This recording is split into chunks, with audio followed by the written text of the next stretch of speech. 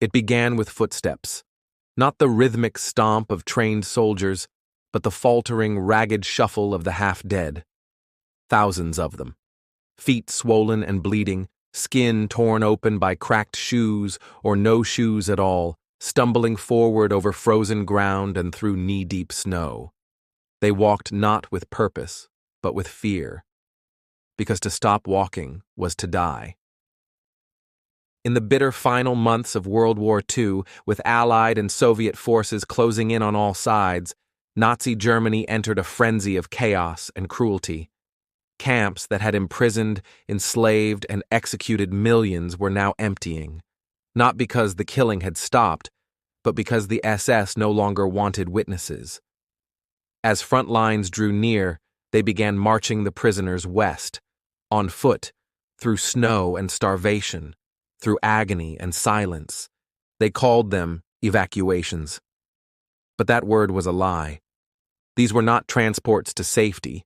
They were mobile exterminations, designed not only to hide the evidence of mass murder, but to finish what the gas chambers and starvation diets had started.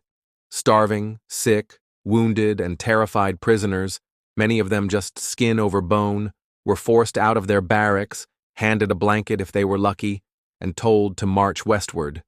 No explanation, no destination, just orders barked through gunmetal and breath that steamed in the cold. January 1945. Auschwitz. The camp was a vast industrial complex of death, but it was also in the path of the Red Army. SS Command knew the Soviets would soon arrive, and they could not allow them to find the camp full. Roughly 60,000 prisoners were forced out into the Polish winter. They left behind piles of corpses, mass graves, gas chambers blown apart with dynamite. The crematoria still reeked of ash, but those who survived the camp would not survive the road. They were marched from Auschwitz to Wodzisław Śląski, a journey of over 30 miles in sub-zero temperatures.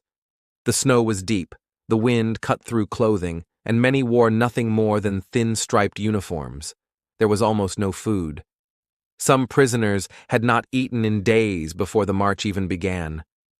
Those who collapsed were shot. Those who limped too slowly were clubbed. SS guards followed on foot or horseback, rifles ready, dogs snapping at the heels of the exhausted. Witnesses recall bodies dotting the roadsides, frozen, twisted. Some prisoners tried to help each other, but even the strongest had little strength left. Mothers carried their children on their backs. Others whispered prayers under their breath, asking God for an end. Whether it meant rescue or death, they no longer cared. And Auschwitz was just the beginning. Across Nazi-controlled Europe, other camps received the same orders. Stutthof, Gross-Rosen, Sachsenhausen, Ravensbrück, Buchenwald, Dachau, Bergen-Belsen. As enemy forces closed in, the SS cleared camp after camp, moving prisoners west toward Germany. They didn't have the trains anymore. Tracks were bombed, supply lines were cut. And besides, trains made noise. Trains were visible. Trains could be tracked. But feet left fewer traces. From Buchenwald alone, over 28,000 prisoners were evacuated between April 6th and 11th. They were marched south through Thuringia. Most were already starving. Some had typhus, dysentery, tuberculosis. Along the way, they passed civilians. Some looked away. Some threw food. Others spat. They marched through villages where life carried on. Bakeries opened, children played, and an unbroken line of prisoners shuffled past like ghosts. In Dachau, the SS forced more than 40,000 prisoners onto the roads. Many had been transferred from other camps already. Their legs were swollen with edema. Some were carried on makeshift stretchers by their comrades. A few tried to escape into the woods, but most were caught, and most who were caught were executed. One survivor recalled marching past piles of snow-stained pink where men had been shot and left to bleed. Another remembered a child crying and asking, "Mama, are we going to die?" Her mother said nothing. There were no rules, no fixed distances, no consistent treatment. Sometimes the SS herded prisoners into barns at night. Other times they were forced to sleep on the frozen ground. Sometimes they were given soup or a piece of bread, but often there was nothing. Prisoners drank from ditches, ate tree bark, even tried chewing leather belts. Frostbite turned fingers and toes black. Lice spread rapidly. And always, march or die. Some of the worst atrocities happened not on the road, but in fields and forests just off it. When guards grew tired of their prisoners or felt they were slowing the column, they would take them behind trees and shoot them in small groups. Mass graves were dug hastily and shallowly. Some prisoners were forced to bury the dead, only to be shot afterward. And then there were the boxcars. At the Buchenwald subcamp of Mittelbau-Dora, hundreds of prisoners were crammed into cattle cars and sent toward Bergen-Belsen. The journey took days. There was no food, no water, no sanitation. People died where they stood or collapsed and suffocated beneath the weight of others. By the time the train arrived, 70% were dead. The survivors, if you could call them that, had to be carried off the cars. In some areas, local civilians tried to help. A German teenager threw bread from a barn window until an SS guard shot her in the shoulder.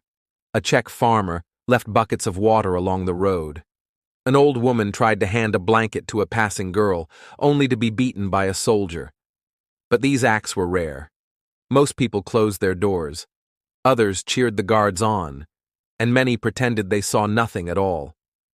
One of the most haunting accounts comes from a survivor named Janek, who was just 17 when he was forced to march out of Sachsenhausen.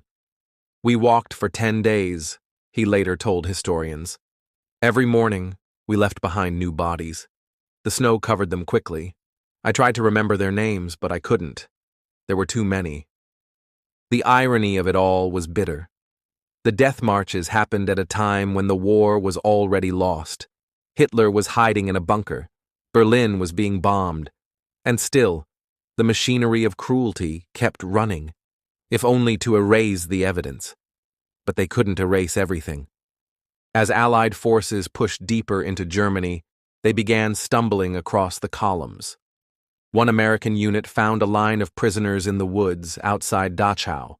The men could barely speak. Some dropped to their knees and cried when they saw the soldiers. Others collapsed from relief. In another case, British troops discovered a field full of emaciated women who had escaped the line and huddled together to survive. And then came the camps themselves. At Bergen-Belsen, British soldiers found more than 10,000 unburied corpses and another 60,000 inmates barely clinging to life. At Dachau, Americans found boxcars filled with dead bodies and crematoria still warm.